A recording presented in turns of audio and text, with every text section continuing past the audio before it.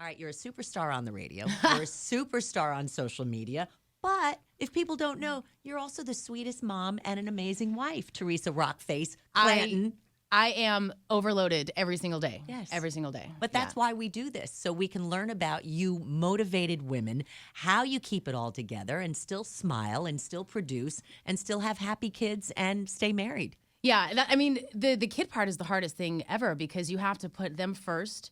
And, when I'm Theresa Rockface on the radio, it's all about concerts and music and the pop culture and everything. And some people are always, like on my Instagram, they're like, why don't you put pictures of your daughter up there? You don't love her. And I'm like, she has nothing to do with this. Like, she's in middle school and she wants nothing to do with anything I do. It's hilarious. So, I like to keep the majority of the family like out of all the work stuff. And then I'll put little glimpses of the baby or something up there for everyone because they're part of our lives. I've been here for 15 years and they've been married with me, been divorced with me. They've got kids with me. So it's fun to be able to share it with my job. And I think it helps, our listeners and stuff appreciate us a little bit more. It's what I've learned from every blogger. They would start out just showing the stuff that they want to talk about. And people are like, well, you need to be in the picture. We need to see you. Yeah. And they've always got such a welcome response when they because that's what we want to see. Yeah. It's your life. Yes, that's really cool. But put you in it too.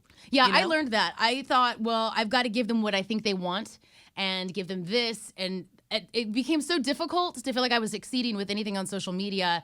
And then I realized I just have to give them myself like that. This is the brand, my life, silly things I do off air. And once I started doing that on social, everything just kind of blew up because that's what they want to see, the real you. I am the brand. It's not items or concerts. So, it makes it easier. How do you feel about that? Like, you are sharing yourself, the real you. There'll be makeup days. There'll be no makeup days. There'll be good hair days, bad hair days, exhausted days. What are you thinking when you do this? Are you just like, whatever, I don't care? Well, I think that because everyone cares. Everyone cares, and when you kind of got to be real with yourself. When you go to Instagram, that's like the big, Instagram. You have to look your best, and you see all these people posting photos. When you realize that's one photo, one maybe 5-minute moment out of their entire week where they have makeup on and they're all done to the nines and they're posing it out.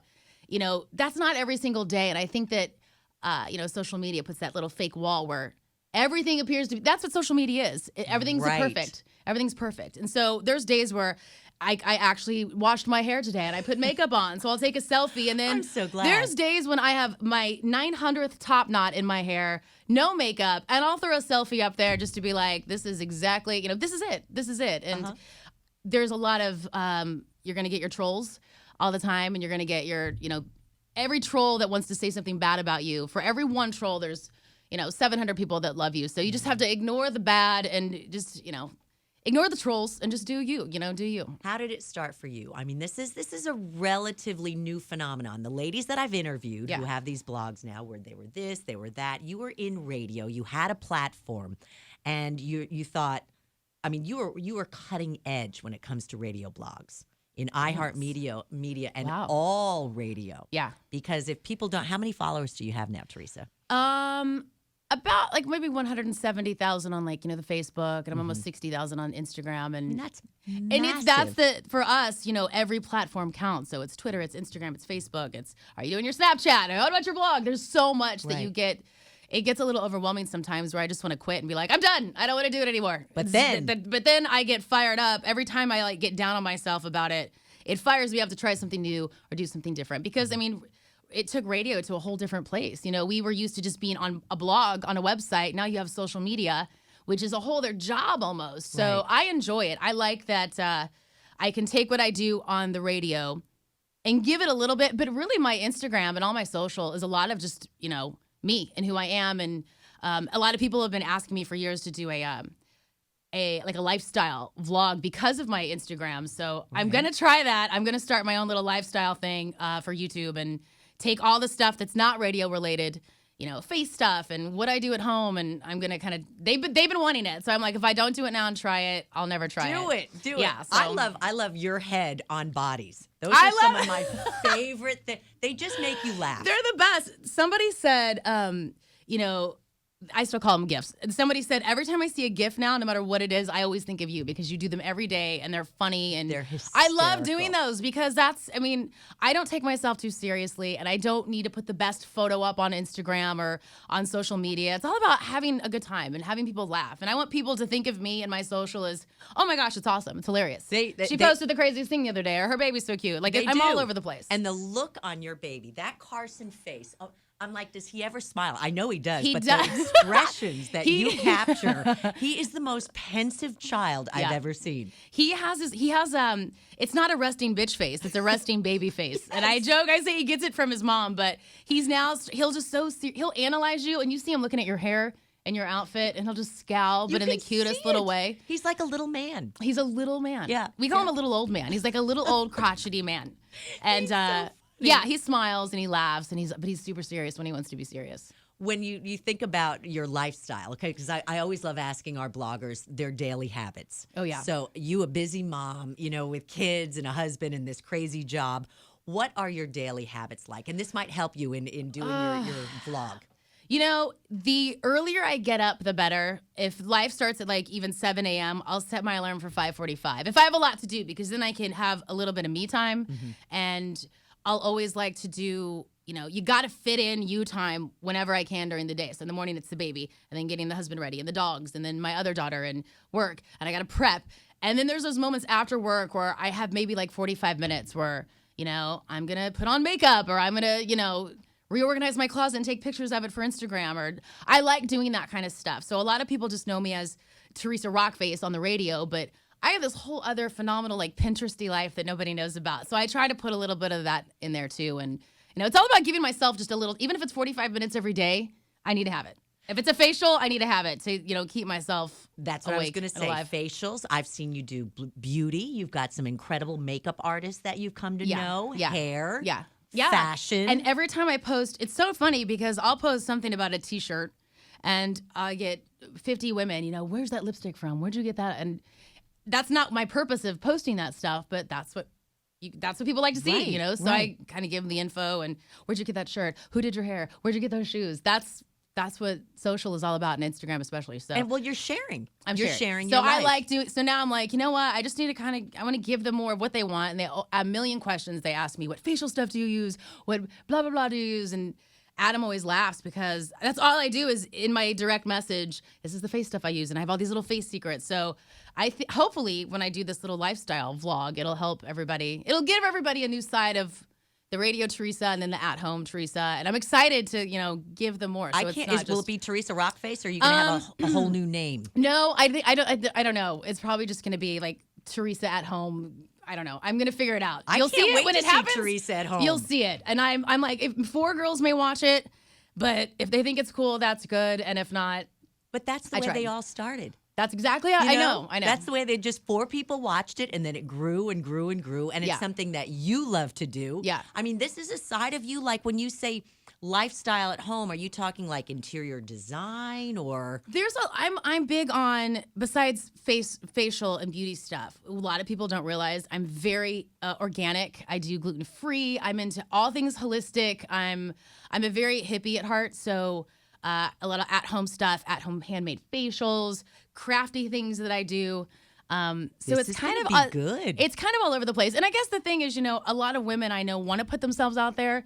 Just do it. Like, don't be scared and just do it. If you're yourself and you put out who you are, people are going to like it. So, don't be scared. Just so I'm going for it. I don't know what's going to happen or how I'm going to fit it in my day, but I'm going to go for it. It'll be great. And your parenting, you got to add a little bit of that because Tons having of you as a mom has got to be hysterical. Yeah. And having you as a wife and Adam Clanton as a husband. We have this there's never a serious conversation in our house. Either I'm doing voices or he's doing voices. We speak together in movie lines.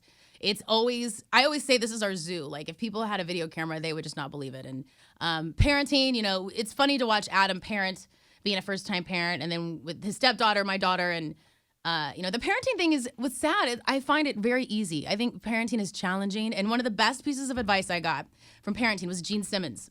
We were at the Grammy Awards and I was pregnant with Brooklyn at the time. And I was like, you have great kids. How come they're not on drugs? Like, what's your advice? And Gene Simmons literally put his arm around me. He was like, Theresa, here's what I tell my kids.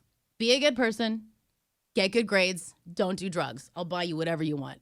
And I was like, it's just that simple, huh? That's good. And it's so true. And I even have told my daughter, this is what I need you to do. Be a really good human. Don't do drugs. Make good decisions and get good grades. She's all A's.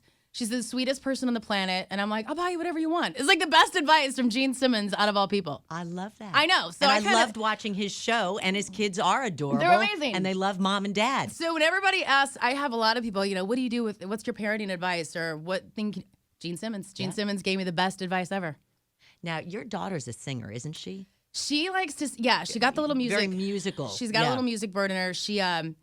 She plays the piano, she plays the drums, and she does sing. So she's in piano hardcore right now. So she's doing piano a bunch, and she's got an amazing voice. And it was like that first time I heard her in the car, like she might have been 5. Mm-hmm. And she was singing, and she hit some notes, and I was like, wow. Wow. And she's very, she's not like me to where I'll put myself out there, and I'm loud, and she wants to kind of be hidden, and she's not comfortable yet. And I was like, you'll get there, and you got to just do it. And so she's doing more. She does some performances where she goes to her like music school and stuff, and so she's getting into her own. She's in middle school, so she's feeling it. She's getting into her little self, and it's really fun. It's fun to watch. When you have an outgoing mom, your daughter tends to be a little more shy. Trust me. She's way shy. I know. That's my daughter. Her friends and her teachers know who I am, and they follow my Instagram, and she's so embarrassed by it. Yes. She's like, no, don't put my picture up there. It's embarrassing, and I'm like, hey man, this is who we are. We got to do it. Embrace it. I know. When she gets a little older. One day you're gonna think I'm cool. She will. In the end. And then her friends think I'm the coolest thing ever. So she's like, well, I guess you're the cool mom. How did you get into radio? I went to college to be an art major. My mom was very artistic. My brother went to school to be an architect. I went to school to be graphic design. So I went to school to do that. And in the middle of I never graduated college, which I wish I did, but this is how I got into radio. One of my girlfriends was on. Blessing. It's a blessing. Yeah. One of my girlfriends did radio for our college radio station, and we were like 1 a.m. We're listening to her, and I was like, and I say this then because we were all like drinking and in college, and I was like, oh my god, I can do so much better than that. Like I can do that. I can totally do that. And I switched majors, went home for a summer, and the radio station in Kansas City, it was Z95. I heard a commercial for. And I was flunking out of college, right? I was not doing well. I was not a good college student, blowing my parents' money, totally home for the summer, not probably going back to college, don't know what I'm going to do. I'm just like working, retail. And they had a commercial for a job fair. And it was like, if you want to work at Z95, job fair. And I was like, yeah, I can do that. I mean, I was like 18 maybe, and or maybe 19. And I drove 4 hours to go to this job fair. I didn't realize how far away it was. And my mom's like, what the hell are you doing? And I'm like, I got to go. 4 hours. I met one of the people there. They hired me as an intern, and that was it. That was it. I was like, Mom, I'm gonna be an intern, and I'm gonna work like 90 hours a week, and they're not paying me. And I'll have no money. But it's amazing. And they were so pissed at me. My parents were so angry. I'll never forget how disappointed they were. And I was like, just wait. But you gotta just wait. I'm gonna do something great with this. And now my mom will brag about it, and she's like, well, my daughter is one of the best little iHeartRadio. Like, all her friends listen, and I'm on stations all over the country, and never been fired yet, knock on wood. And I was like, see, Mom, this radio thing, it was like for me. So, but you meant from Kansas City right to Houston? Right. Or were there other stops on the way? No stops. Kansas City, I started doing, my first ever paid job. I got paid like $20,000 a year, and I was working for the traffic network. So I was a traffic girl that sat in a little booth. Yeah. And I had like 10 radio stations of little Post-its, and I had different names for like I did like the Sunny station there, and it was like I don't even know what it was, but I did a couple religious stations where it was like, I'm Terry Scott and you are walking in the light. Like I had all these different names, and I did like it was just around the clock traffic, and that was the fun. It was fun, but that helped you with this, that was just a stepping stone for everything I'm doing now. That was my first like paid gig. And then I did a lot of part-time stuff, and I worked promotions like everybody else. And then some big people that moved here called me up, and they were like, you want to come to Houston? And I was like, yeah, because I was ready for that next thing. And that's the kind of person I am. I give myself a goal every time in life. Like where I'm at right now, I have goals, and it helps me stay busy, and it helps me stay motivated. So I was like, I want to get some, I'm going to do it. And my mom was upset, and I was like, Mom, I have to do this. I don't know anybody, but I'm going to totally move to this city where I know nobody, and just, it's going to be great. And I did it. And it was, 15 years ago. Now, did you have Brooklyn then, or were you on No, your own? I So came you're here alone. solo, single, party girl, just living the best life. I had fun in Kansas City and living radio here. I mean, it was a good time. And then about maybe a year in, I met my then husband. We had a baby. That marriage didn't last very long, but it was all about her at that point. And Right. I got worried having a baby and then a career. And it's hard. It was hard being a single mom, but you make it work. You just make it work and you do what you do, and you look at her little face and it makes you want to work harder. Do more, and exactly. You know how it is. I mean, you want to prove that I can do anything and be her like best role model. So yeah, I'm very, it's been a crazy ride. The minute I got here, party, got married, had a baby, divorced. And now we're going to do this. So now you're married again. And now I'm married again. To the guy of your dreams. To the man of my dreams. And we both were on our second marriage, and we said that we had to do that to find each other. Exactly. And now we have a baby, and it's so fulfilling. You go back and look at all the things that happened that you thought were going to be the death of me. Like, oh, I'm never going to get this job. I have a baby. I'm going to have to quit. I'm going to have to quit this job, and I love it. And I was like, no, I'm not going to do that. And I might have had 2 hours of sleep every night and struggled to, get it all done. But sleep was not even an issue. I went to every school thing she did. That was my thing. I want to be this and I want to be that. So you made it work. You make it work, and I'm so happy for it. And she probably helped. My daughter probably helped me become this beast of a woman that I am today. Exactly. Because I was not this way before I had her. Kids do that to you. Honestly, they really do. If your heart is right with your kids, they will change your life. They Yeah. truly will.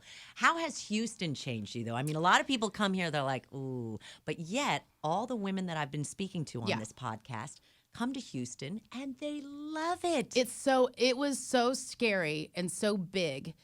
Kansas City is a great little city. And I didn't know what to expect. Total fish out of water. And everyone embraced me. Like, I'd been living here my whole life. The people are great. The people are amazing. And people that have never been here before, friends of mine, they're like, what is it like? And I'm like, the people.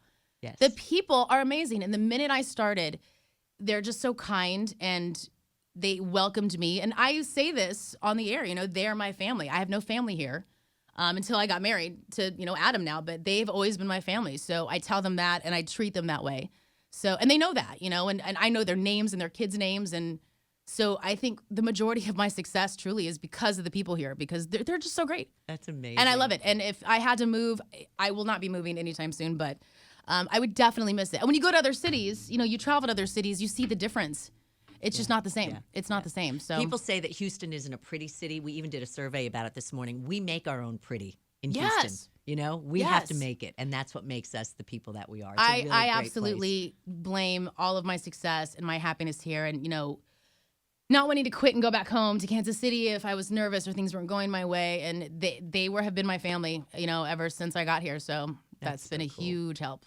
Favorite places to eat in Houston? Ooh, Desserts, gosh, I'm afraid to answer dinners. this because everyone's going to be like, what? No, and there's so many. There's so many, but ones that just you kind of find yourself going back to. I'm a big fan of, oh my gosh. I mean, give me a food truck any day, but that's not a real restaurant. Oh my gosh, I know this is like the hardest question ever. One that you just keep going to more often than others. I love, any Mexican restaurant is going to be great. I like Los Cucos. I love, Papacitos. Who doesn't love Papacitos? I know. Perfect every time. Papacitos is just a no-brainer every time. I'm a big fan of Morton's, when you want to have that fine dining experience. Yes. I'm trying to think what else. It's just, I don't know. You know, one of the places that I really loved when I first moved here, and it's on Westheimer, it was Mama's Cafe, and it's closed. Mama's Cafe was the best little place. And when my family came in, we'd always have breakfast. That was our thing. Like every Sunday, we'd go eat at Mama's. It was the best food, and the building looked duct taped together, and it probably was questionable in the kitchen. Not their fault. And it shut down so long ago. What a bummer. Mama's Cafe was one of my favorite places to go. That's so cool. Yeah. It's funny you mentioned your experience with fine dining. Like, are you a steak eater? I love steak. I'm a big sushi person. Uh-huh. Yeah, I like steak, sushi. And I'm Italian too, so I like finding little Italian restaurant gems every once in a while. There's one on the Heights off Washington. It starts with a P. My husband takes me there. The best spaghetti and meatballs. Yeah. I can't remember. I'm going to have to look it up and try it. It's just so good. We have so many great places. What about dessert? Ooh. I mean, I am a big cheesecake person. I love cheesecake in all of its forms. I mean, give me chocolate, give me cheesecake. I'll take it. If it's sugary, I'm going at it.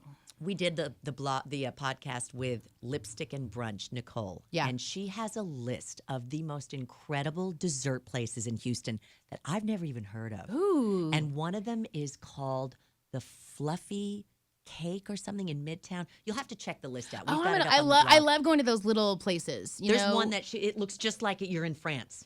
Oh, It's that's amazing. Yes, and there's sweet and salty eclairs. So she's got an incredible list. I mean, the city is just filled with. If you're not finding something, you're not trying. And that's what I love about it is I've been here for 15 years and I'm still finding new places that right around the corner from me that I didn't know existed. And I love that about this city. The humidity, I'm so used to it. Everyone complains about the humidity, and I tell all the women, come live in Houston. The humidity will keep you young because you're going to love it. There's always a benefit. Great for your skin. There's always a benefit. What about your favorite binge watching? A lot of our guests on this podcast don't watch TV. Oh. Now, Nicole was the first one who loves The Bachelorette, Bachelor in Paradise. Okay. What about you? I'm convinced I'm the only female who doesn't watch The Bachelorette. I've never watched an episode of The Bachelor or The Bachelorette. Could I join your club? Because neither have I. People will be like, oh my God, Bachelor, Jim, Kim. I don't know anybody. I'm such a trash TV watcher. I watch all Bravo Housewives shows. I'm currently I watch The Boys. I'm a binger. I'm a big Me too. binger on Netflix with any new show. The Boys was great. Marvel, I love all those. I love all that stuff. And when I did the morning show on the Rod Ryan show, I had to do the news, and that was part of the thing I did. And I got so bummed out going, scraping through the news to find out what's talked about with the bad stories, that it would depress me so bad. I was like, I just want to go home and watch the stupidest stuff on TV just so I don't have to think about, this shooting and this shooting. It was just, I don't know, it's depressing. I was like, I don't know how news people do it. I give them much credit because a lot of that news. Probably do what you do. Maybe. It's the way I could literally cope with these horrible stories I had to read that I didn't even want to look at. So I would go home and watch, Teen Mom, and Dance Moms was my favorite show ever. I love Dance Moms. Dance Mom, anything that's How about the Gypsies? Have you ever seen the Gypsies? I love the Gypsies. Hysterical. My husband rolls his eyes at me, but I'll slowly get him to watch the majority. The Jersey Shore. I love the Jersey Shore reunion. And I was like, babe, if it's mindless, I need to watch it. Mm-hmm. I need to laugh at somebody burping. I need to laugh at a chick fight where there's hair. I love it. I live for it. It helps. See, TV isn't too bad after all. I love TV. I'll sit in the studio. If I have a good 7-minute chunk, I'll finish one of the, I'm watching Glow season 3 right now on Netflix. I'll finish it. And it's a very good season. I highly recommend it. Glow season 3. It's all about women empowerment and women in the workplace. I've been watching Succession, Peaky Blinders. The new season is coming up at the end of the month. I'm obsessed with Peaky Blinders. So good. Everyone's recommended that to me. Oh my God, I'm obsessed with that. When can people find you? Where can people find you? When can they listen to you? Well, you can listen to me Monday through Friday, 10 to 3, obviously on 94.5 The Buzz. Now, a lot of people are kind of they get the fact that I'm on different stations all over the place. Yes. So if you go to the iHeartRadio app, you could find me on a bunch of different stations. Social media all over the platform is Theresa Rockface. YouTube, Theresa Rockface. And then this soon-to-be lifestyle vlog. I can't wait. I think my daughter, who, kids, and she's in middle school, but she's got all this technology, and they do these little videos, and she's like, Mom, you're going to vlog? She was all excited, and I was like, oh, you think that's, you're okay with that? She goes, yes, let me help you. So she's helping me do all these little videos, and it's super funny how she's like that. That's exciting to her. That will be Meeting good rock for her. stars, she could care less. But the vlog, hell yeah. So it's so good. So we were Teresa at home. We kind of played with it, and Tome, Tome, Teresa at home. We created all the stuff for her. And she's like, you need to start it. I'm like, okay. So that will be the next place. And Theresa Rockface on all the social media outlets. You'll be able to get the link when I start it. And I hope people like it. I don't know. Whatever. We'll see. I can't wait. How did you come up with the name Theresa Rockface, or did someone else? So when Twitter started, 2009, I don't even know. When Twitter started, it was the new platform. Facebook was the thing, and then there was this new platform, Twitter. And I love Britney Spears. So Britney Spears was on Twitter, and I was like, oh, I got to go look up Britney Spears. So I'm like, what is this? I don't know what the hell it is. I need to think of a name, okay? And at that time, I was always calling people dumb face and rock face and, oh, you're just a hungry face. It was just something I was saying at the time. So I was like, Theresa Rockface. All right, that makes sense. And it just kind of stuck. I know, it was the stupid, I would literally be like, oh, you're such a dumb face. That was like the little thing I kept talking about. So Theresa Rockface was born, and that's genius. I know, and I still think it's silly, and everyone, they're like, "That's your brand. That's your brand," and I'm like, "Wow, I have a brand. That's pretty cool." You're a motivated lady. You've got goals. What do you think motivates you the most when you get up in the morning to be the person that you are? I like to win, okay, and I don't say that in a selfish way, but I like the challenges that this job brings, and I get off on that challenge. A lot of people take challenge and they don't like it and they quit and they just can't handle it. I love waking up and being like, okay, I'm gonna kill it on this today, or I want to knock it out of the park with this Instagram, and I'm gonna create something. So I'm gonna do the best podcast ever. It's gonna be sick. Like I get excited to do new stuff and do stuff better than what I did before. And I love the challenge. When things happen that's like roadblocks, I love it. I'm like, all right, let's make this work. I'm very motivated like that. Is it something mom said, dad, a teacher? What got you to be thinking this way? Because with kids going back to school and stuff, I always love to inspire them because so many kids feel purposeless. Yes. Well, when I started here and, moving here, and I remember sitting in my apartment, and it was like a 1-bedroom, and I had no cable at the time. Because, when you move, everything's off. And I'm all by myself, and I had no cable, no phone. Well, I mean, I had my cell phone, but I just felt so sad, and I was so scared. Like, what am I doing here? I can't believe I just did this. And I'd call my dad, and I'm like, Dad, I think I made a mistake. And he's like, listen, he always would tell me this. He's like, you have a job that thousands and thousands and thousands of people would kill for all over the country. Do your job. And I was like, okay, it just made sense. I might be scared, or I don't think I belong here. I might get in trouble. I don't win everything, but he's like, you have a position that thousands of people would kill to have. Do your position and prove why you're there. And I always think of that. And I tell my daughter that when she gets scared and she doesn't want to do piano stuff, I'm like, 1,000 kids would kill to be right there where you are right now. Own it, and I always, one of the big things I tell people is how when they're nervous, a lot of girls that start out in radio, they're like, I'm nervous, I don't know what to do. And I'm like, whenever you're nervous, pretend you're Beyonce. That's what I always tell everybody. Oh my God. Pretend you're Beyonce. I would do that at BuzzFest when you'd have to go out and talk to, 17,000 people. I'd be so nervous. And I'm like, what would Beyonce do right now? She would just walk out there and own it. So that's my big thing. I tell everybody that. And they're like, it really works. I'm like, just pretend you're Beyonce and get out there and be Beyonce. And the crowd, you know what I mean? So I tell Brooklyn that too. I'm like, you go out there and be Beyonce. And she's like, God, Mom, shut up. Shut up with your Beyonce. I can't wait until Carson gets a little older. Me being the mom of 4 boys. Wait until that fun. It's I'm the horrified. Best. No, boys are so good. You will have the most hysterical time with that little man, honestly. The one thing I've noticed a difference from having a daughter and now a boy, and I think, Dana, you can relate, when we're sick, we work through the sick, and we don't stop for anything. Men get sick, and the whole world stops. Yes. Everything's miserable. I see that. When my daughter would be sick, you never would know it. She was smiling, happy, playing. She'd be in a hospital, just having a good time. And then Carson, when he has a stuffy nose, I mean, it's the end of the world and the drama. And I was like, Adam, he's just like you. I get it now, this whole man-woman thing. But guess what happens? You cater to him. Every time. I know. So every time. It's learned. It's Pavlov's dog, trust me. But they're so adorable. I know. Now, in my next life, I want you to be my mom. So I will work really hard. I won't do drugs. I'll get A's, and then you can buy me anything. Be a good person. Don't do drugs. Get good grades. The world will be your oyster. That is Theresa Rockface advice. I love it. The Heck best. Yeah. Thank you so much for Thank taking you time very out of your much. busy day. You're just such a delight. I love you. I love you. Thanks.